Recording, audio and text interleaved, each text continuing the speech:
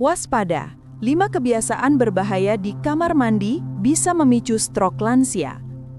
Assalamualaikum Bapak Ibu semua, pernah dengar nggak? Ada orang sehat-sehat aja, malah jatuh kena stroke di kamar mandi. Iya, ternyata banyak kejadian kayak gitu loh. Stroke justru muncul saat kita lagi di kamar mandi. Nah, di video ini saya mau cerita 5 kebiasaan berbahaya di kamar mandi yang bisa picu stroke, terutama buat Bapak Ibu usia 50 tahun ke atas. Makanya, jangan anggap remeh. Bisa jadi kebiasaan kecil, tapi efeknya fatal. Tapi sebelum lanjut, coba tulis di kolom komentar. Bapak Ibu biasanya paling lama ngapain sih di kamar mandi?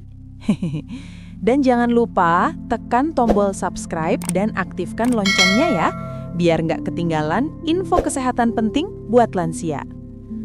Kenapa sih kok kamar mandi jadi tempat yang berbahaya buat lansia? Gini Bapak Ibu, tubuh kita itu kalau sudah masuk usia senja itu ibarat pipa tua. Pembuluh darah makin rapuh, tekanan darah gampang naik turun. Nah, di kamar mandi itu banyak sekali pemicunya. Perubahan suhu yang mendadak, dari panas ke dingin, terus gerakan tiba-tiba pas berdiri, itu bisa bikin otak kekurangan oksigen seketika. Makanya, sering kejadian lansia jatuh atau pingsan di kamar mandi. Saya mau tanya, Bapak Ibu kalau mandi lebih suka pakai air dingin atau air hangat? Coba tulis di komentar ya. Banyak orang bilang, mandi air panas itu bikin badan enak, rileks kayak spa. Betul, tapi kalau terlalu panas justru bahaya. Air yang terlalu panas bikin pembuluh darah melebar mendadak. Nah, itu bisa memicu lonjakan tekanan darah. Kalau tekanannya tinggi banget, otak kita kaget. Stroke dia akibatnya. Apalagi kalau Bapak Ibu punya darah tinggi. Waduh, bahaya sekali. Jadi, kalau mau mandi pakai air hangat, cukup suam-suam kuku aja. Yang penting badan bersih, nggak perlu sampai berasap kayak air mendidih. Kalau Bapak Ibu biasanya suka mandi pakai air panas atau cukup dingin aja? Tulis di komentar ya, biar kita tahu. Nah, ini juga sering kejadian Bapak Ibu. Duduk di toilet terlalu lama sambil main HP atau melamun. Padahal semakin lama duduk, semakin tinggi resiko aliran darah ke otak terganggu. Apalagi kalau lagi susah BAB. Itu bisa bikin tekanan darah melonjak drastis. Otak kita kaget, bisa pecah pembuluh darahnya. Itulah kenapa banyak kasus stroke pas BAB. Makanya penting banget jaga pola makan, perbanyak serat, minum air cukup, biar BAB lancar. Kalau Bapak Ibu pernah ngalamin susah BAB sampai harus mengejan lama, coba cerita di komentar ya, biar kita sama-sama cari solusinya. Bapak Ibu mungkin penasaran, apa benar sih stroke bisa terjadi saat kita buang air? Jawabannya, iya, dan ini sudah dibuktikan penelitian medis. Dalam laporan medis, banyak kasus stroke yang muncul karena tekanan dalam perut terlalu tinggi saat mengejan. Itu bikin pembuluh darah di otak gampang pecah atau tersumbat.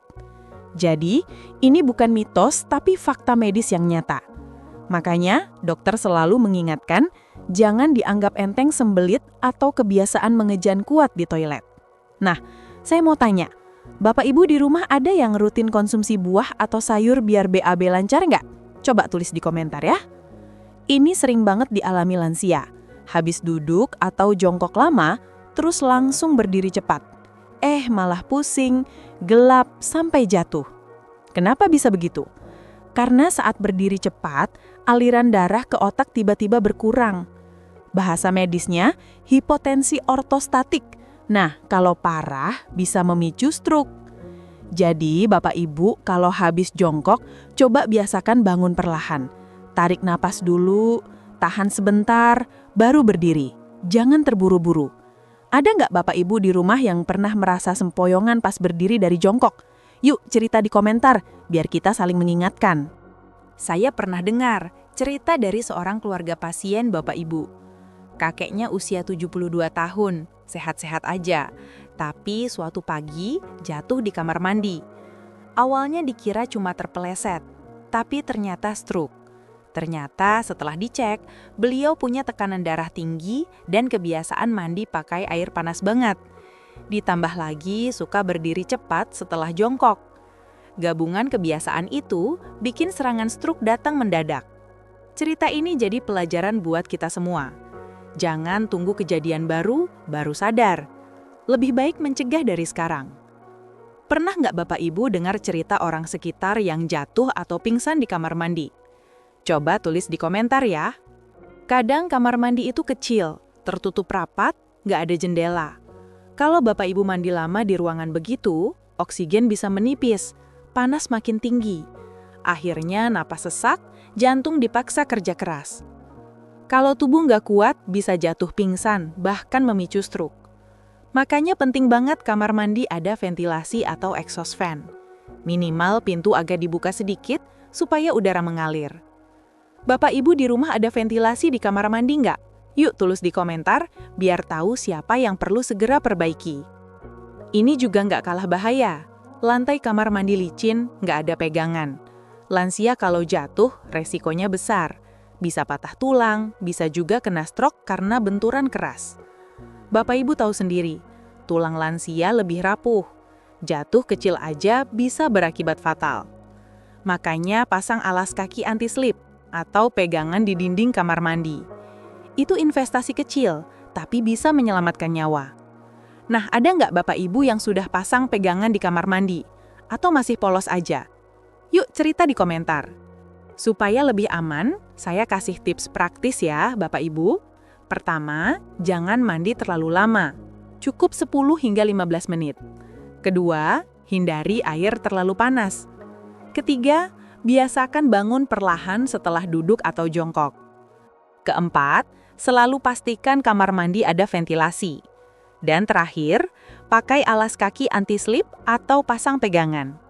Kelihatannya sederhana, tapi bisa jadi penyelamat hidup. Kalau Bapak Ibu punya tips tambahan biar kamar mandi lebih aman, coba tulis di komentar. Biar bermanfaat buat yang lain juga. Bapak Ibu perlu tahu juga tanda-tanda stroke ringan. Biasanya ditandai dengan mulut mencong tiba-tiba, tangan atau kaki mendadak lemas, bicara pelo, atau penglihatan kabur. Walaupun gejalanya hilang dalam hitungan menit, jangan dianggap enteng. Itu tanda pembuluh darah di otak sudah mulai bermasalah. Segera periksa ke dokter sebelum terlambat.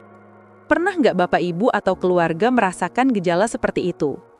Yuk tulis pengalaman di komentar, siapa tahu bisa jadi pelajaran buat yang lain. Jadi, Bapak Ibu, kamar mandi bukan cuma tempat membersihkan diri, tapi juga bisa jadi tempat paling berbahaya kalau kita lengah. Dengan menghindari 5 kebiasaan tadi, insya Allah kita bisa mencegah stroke sejak dini. Ingat, pencegahan selalu lebih baik daripada pengobatan. Saya harap video ini bisa jadi pengingat buat kita semua. Kalau menurut Bapak Ibu video ini bermanfaat, jangan lupa tekan subscribe dan nyalakan loncengnya, biar nggak ketinggalan tips kesehatan penting lainnya. Dan tulis di komentar, kebiasaan mana yang paling sering Bapak Ibu lakukan di kamar mandi. Yuk kita diskusi bareng. Dan semangat sehat lansia!